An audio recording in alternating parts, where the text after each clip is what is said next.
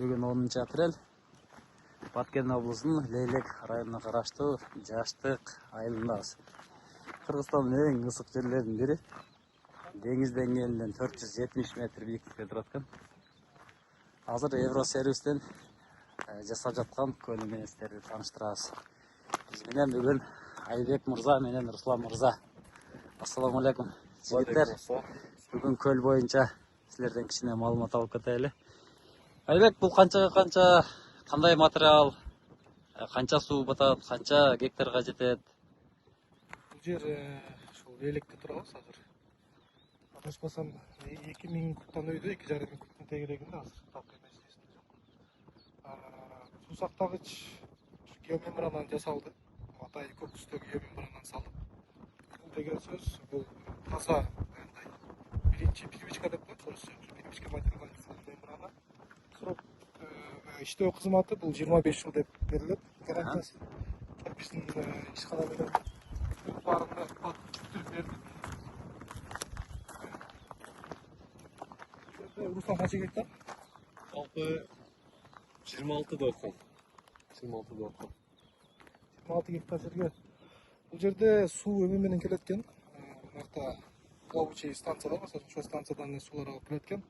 Бұл жерде су баяндай кейбір учурда үзүлөткөн да, очерет жылы башка жакка жылган учурдачы. Ошондуктан бир аз чоңураак көлөмдө суу сактагыч кылдык. Себеби дыйкан баяндай тобокелчиликке барбасын депчи. Суу сактагычка сууну толтуруп алат, анан ошо жанагы суу үзүлгөн учурда ойлонбостон ушул өзүнүн багыны сугарып, мындайча айтканда страховка болот да.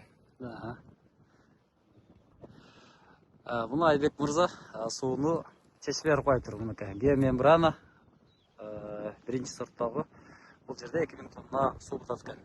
Бул жагы болсо Русландан сурайлы. Руслан, жерге эмне тигилди, эмне сорт, качан бышат? Бұл жерге дагы эле ошол Кыргызстандын эң эрте бышып аткан өрүктүн сорттору тигилди. Бир 2-3 сорттун атын айтпайбыз. Жашырма болуп калсын. Ошол эле Прица, Рубиста, андан башка, андан дагы эрте бышып аткан сорттор тигилди. Жалпысы бул 12 гектар көчөт тигилсе, 10 гектары өрүк болду, 2 гектар гилес болду.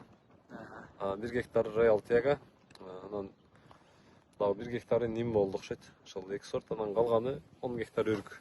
Эрте бышар. Өлтүрөрөн 5ке үчө келген. Мынакей өрүктөр эме болуп калыптыр. Көктөп бир жакшыначы. Бардыгы. Көтө бир үлгүлүү бак болуптур. Эринбестен таштагыга чейин. Буну мындайынан карасаңыз тегиз, бияктан карасаңыз тегиз, өзүнүн балдар келип эме кылып беришти. 90 чыгарып. Азыр любой жактан карасаңыз, кыйгачынан карасаң деле, түзүнөн карасаң деле, узунунан карасаң деле бир экен да. Спутниковый деген биз жерде туруп эле спутниктен карабадык эми. Жерден да ошондой. Жакшы болуп турбу. Жакшы болду. Мына бассейн 2000 куб эле. Жок, 2,5 миң куб тегерек. 2,5 миң эле. 10 миң вообще чоң экен да. 10 миң куб боюнда чоң. Мына азамат деп мындай стойкаларга чейин актап. Стойканы силер коюп бердиңерби? Силер мына эмелде Суу сактагыч. сактагыч. Айбек, мына суу көл канчага бүтөт? Эгер сурап аткандар болсо, номерин дагы Айбектин жазып коем буюрса. Негизи ушул өтө көп берилген суроо. Себеби баарыбызга эле ушул кызыктырат, баасы. Баасы кызыктырат да. Бул жерде бир эме бар. Мисалы жер казуу иштери ар түрдүү болот. Мисалы кээ бир учурда биз ошол жердин бетинен төмөн 3 метрге чейин түшүп кетебиз казыпчы. Ал учурда бизде жана казгандар аябай кымбатка түшөт. Андан кийин формасынан да көз каранды болот. Кээ бир жерлерде 4 бурчтук кылып кыра албай калабыз. Кээ бир жерде узун кылышка туура келет.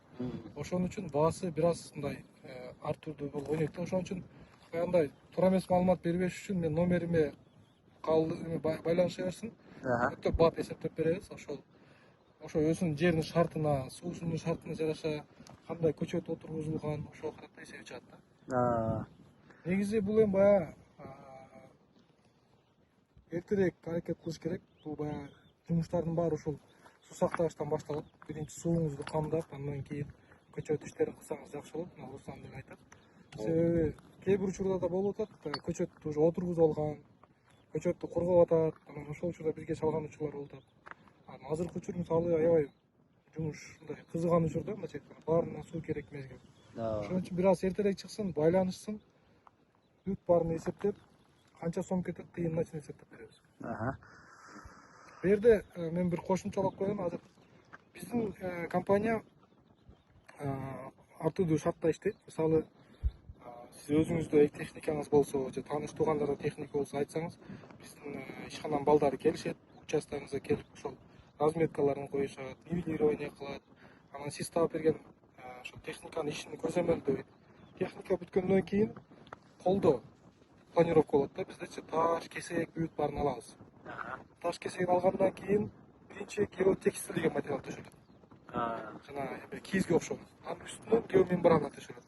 Төшөлүп бүткөндөн кийин четтер бүт баары ушундай болуп жабылат. Жабылгандан кийин мына жерде көрүп турасыздар. Бул аварийный деп коебуз.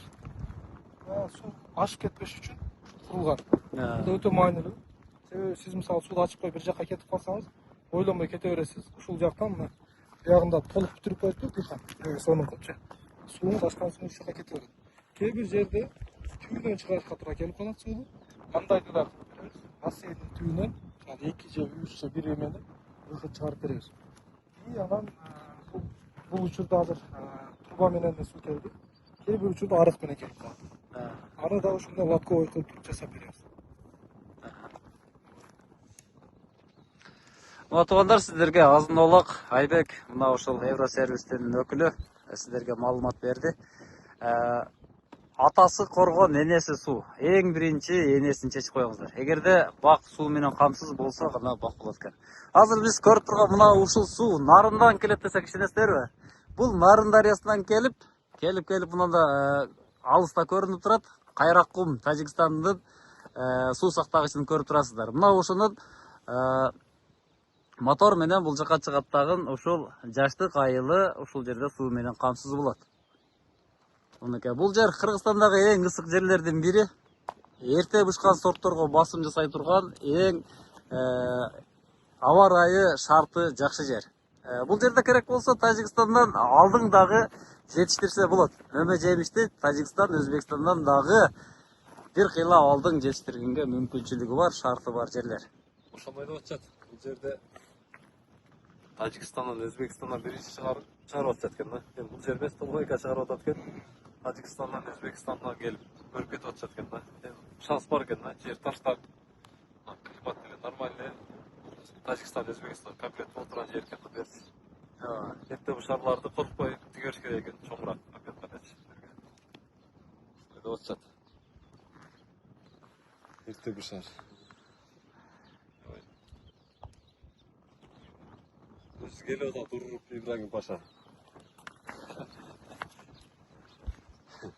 Мына бактын ээси келет. Бак биз колгонда биз любой бакка кирсек айтпай эле келе беребиз. Келип алып туруп бегасын чалабыз же бакта жоксузбу? Келбейсиз да. Кайерде бак кылсак, мисалы толо экенин эле багына кирип бардык анан чалып келбейсизби? Ошондой эле болду. Кайерде бак кылсак эме болуп калды да. Бак өзүбүзгө болуп калды дегендейчи.